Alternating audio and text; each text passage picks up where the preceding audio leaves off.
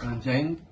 आज आप सबको हमने इसीलिए बुलाया है कि कुछ दिन पहले आप सबको मालूम है कि 11 तारीख को एक बहुत ग्रूसम इंसिडेंट हुआ किश्तवाड़ में, जहां पर एक लेडी और उसके 2 बच्चे जो हैं आग में झुलस के मर गए। एक बहुत बड़ा क्योस फैला सोसाइटी में, और जो एक चीज़ अपेयर हो रही थी कि एक्सीडेंटल डेथ्स हैं जो कि जलने की वजह से हुई हैं, with meticulous investigation of the district police Kishtwar हम लोग इस नतीजे में पहुंचे हैं कि ये मर्डर है। और ये जो इंक्वेस्ट प्रोसीडिंग्स हमने इनिशिएट की थी उसको हमने कन्वर्ट किया है मर्डर में। ये लेडी की जो है और उसके बच्चों की जो है मर्डर हुआ है। मैं आपके साथ तफसीलन बात करूंगा इस बारे में, डिटेल्स भी शेयर करेंगे हम आपसे। तो मैं आपसे स्टेप बाय स्टेप बात करूंगा विद डेट्स। 11 तारीख का वाक़ा है, 11 नवंबर 2024 सुबह 5 बजे के करीब हमें कॉल आता है पुलिस पोस्ट धर्मशाला में। टेलीफोनिकली इन्फॉर्मेशन रिसीव होती है कि खुर्शीद अहमद, जो कि मोहम्मद रमजान का बेटा है, रेजिडेंट ऑफ बादात जासर धर्मशाला, उनके घर में आग लगने की वजह से उनकी वाइफ नाजिया और उनके 2 बच्चे आमना बानो और रिजान अहमद की मौत हो चुकी है।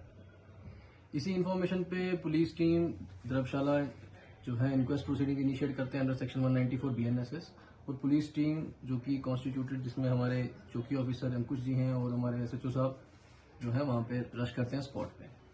स्पॉट पे पहुंचने के बाद सीन ऑफ क्राइम को एनालाइज करने के बाद वहां पे हमें कुछ सस्पिशन अराइज होती है और फोल प्ले लगता है कि इसमें कहीं ना कहीं जो है मर्डर के चांसेस हो सकते हैं। उसके बाद जो है मैं इस केस को सुपरवाइज कर रहा था, तो मैं भी टीम वहां पे स्पॉट पे जाता हूँ। हम लोग जो है वी स्टार्ट द क्वेश्चनिंग, हमने सस्पेक्ट की क्वेश्चनिंग शुरू किया, वहाँ के लोगों की क्वेश्चनिंग शुरू किया, और उसमें हमें पता चलता है कि ये डिफरेंट इवेंट्स हैं जिनकी वजह से ऐसा एक इंसिडेंस हुआ है। आपको मैं बताना चाहूंगा, क्वेश्चनिंग पे हमें ये चीज पता चलती है कि जो ये खुर्शीद अहमद है, इसकी 2 शादियां हुई हैं। एक नाजिया जो जिनकी फोत हो गई है, जो जिनकी डेथ हो गई है, और दूसरी लड़की है जिसका नाम है आमना बेगम, जो कि हमारी मेन सस्पेक्ट है। आसमा बेगम जो कि हमारी मेन सस्पेक्ट है। तो आसमा बेगम ने, इस खुर्शीद ने आसमा बेगम के साथ पिछले 1 साल पहले शादी की है और इसके साथ बाकी शादी की थी। आसमा बेगम भी ऑलरेडी मैरिड थी और इन दोनों की शादी हुई। शादी होने के बाद दोनों लेडीज में जो है बहुत से डिफरेंसेस क्रिएट हुए आपस में। एक ही घर में रहने की वजह से इन लोगों के बीच में आपसी रोज की रंजिशें और लड़ाई झगड़े होते रहते थे।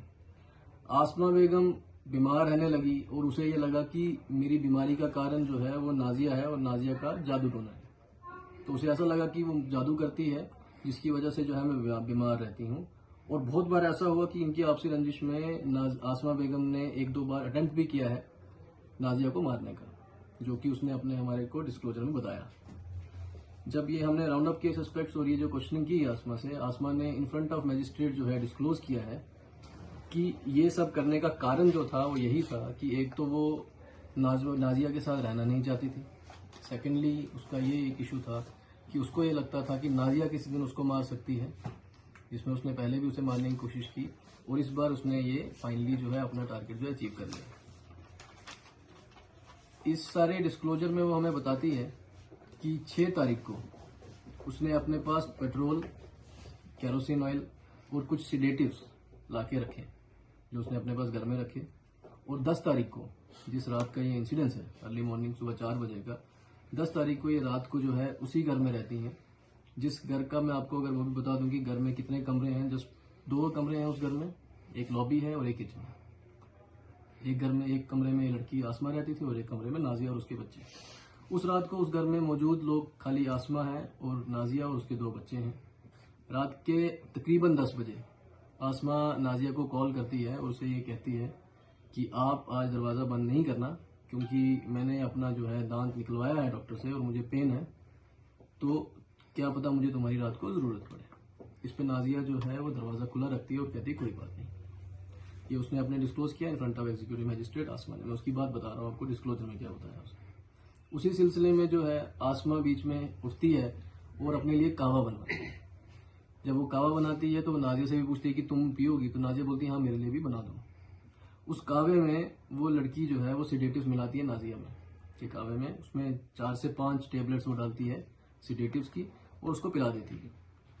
फिर ये सब करने के बाद वो वेट करती है रात के 4 बजे तक, तकरीबन 4 बजे तक वो वेट करती है कि ये बेहोश होती है कि नहीं होती है।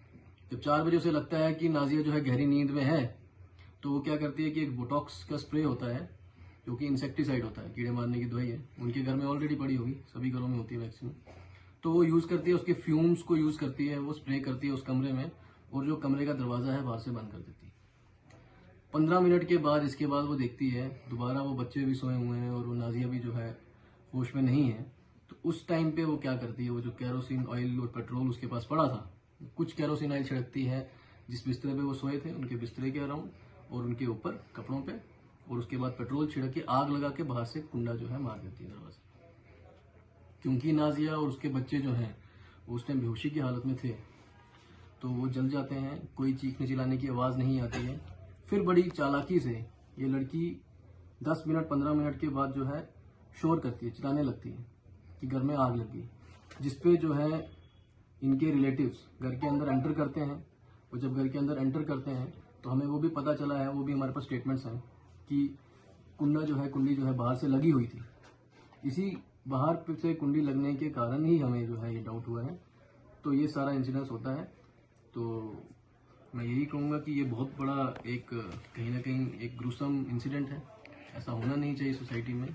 इस सब में एक सिट की टीम कॉन्स्टिट्यूट की गई थी एसएसपी किश्तवाड़ द्वारा।